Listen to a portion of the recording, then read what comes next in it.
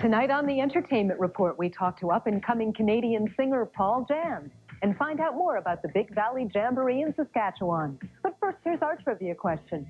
What language did Meryl Streep learn to convincingly star in 1982's Sophie's Choice?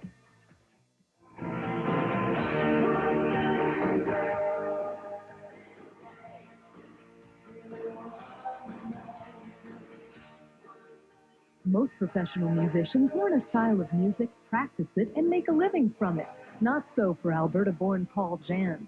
His father, a Mennonite minister, moved the family to Switzerland when Paul was 4, and he started his training in opera from an early age. Today, he's making a name in North America with pop music, not opera. His second album, Electricity, has just been released, and he's on tour to support it. It was a real interesting kind of crossroads for me, because I don't think it's a crossroads that many people actually come to. I mean, everybody comes to certain unique individual crossroads in their lives, but that to choose between opera and rock music is somewhat bizarre, but there was a choice there. Your dad being a minister, was there any reaction to you going into rock and roll? No, it took a little while to get used to, but my parents are very, very supportive of what I'm doing now. Initially, it was a little difficult for them to understand their son playing in bars, you know.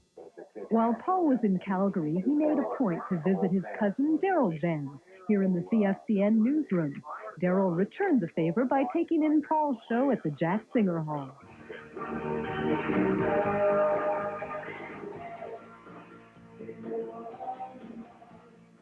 Paul Janz's musical career is on an upswing. His new manager is the man who discovered Bryan Adams, and he's determined that Janz will follow the same path to success. Only time will tell.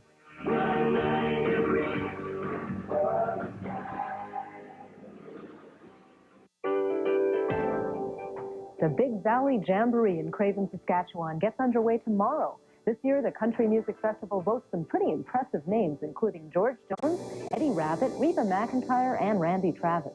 There's over 35 acts, and the price at the gate is only $42, and that's for all 4 days. Closer to home, the Calgary Folk Festival is presenting Island Fest at Princess Island Park this weekend. This year, there'll be over 42 acts, a children's festival within the festival, food and craft fairs, and hopefully no rain. Ticket prices are very reasonable, and it's free for children and seniors.